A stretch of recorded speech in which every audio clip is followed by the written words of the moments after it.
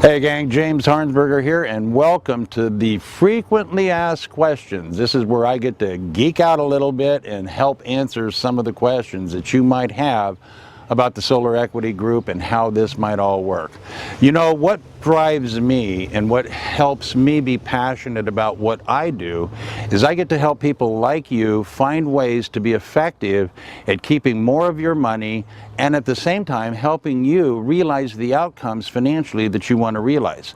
At the same time, I get to help solar companies realize the outcomes that they need in transferring solar equity credits, net operating loss credits, and energy credits to third parties so that we can help people put more solar on their roofs.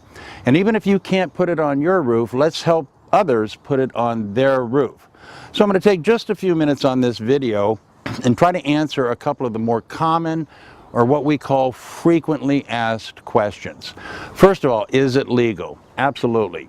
It's based on the law, which is built on the U.S. tax code, that energy credits and net operating losses have been part of our tax structure for many, many years.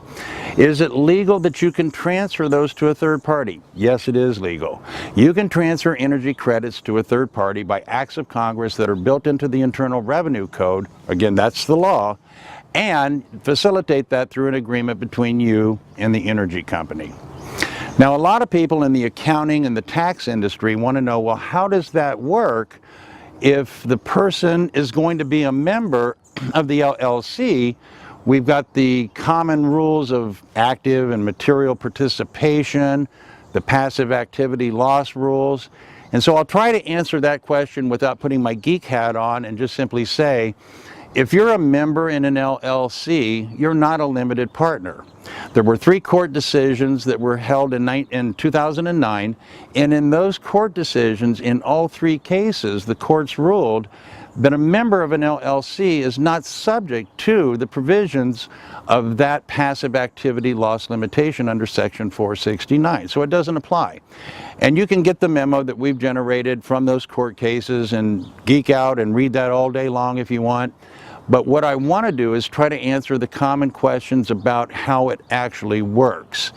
Basically, the net operating losses apply to a current year tax return and eliminate all of the taxable income, and you have enough to carry back to 2 prior years. Energy credits work a little bit differently in that you can apply the energy credit against your taxable income to wipe out any of the tax. You have a carryback of 1 year, or you can carry them forward. So energy credits are a little bit different than the net operating losses, but basically it is time tested, it is legal. Thousands of people do it every day in helping the energy company facilitate what they need to do to raise more capital to fund more projects, while at the same time giving third parties like yourself the opportunity to have a tax benefit and participate in the 21st century revolution in green energy. So, if you have more questions that are more specific to your particular situation, what I would invite and challenge you to do is just fill out the request thing at the bottom of this page, get a scheduled call, and one of the ambassadors, or maybe even myself, we can get on a call and try to help answer your specific, more relevant questions that apply to you. My name is James Harnsberger. Let's get started.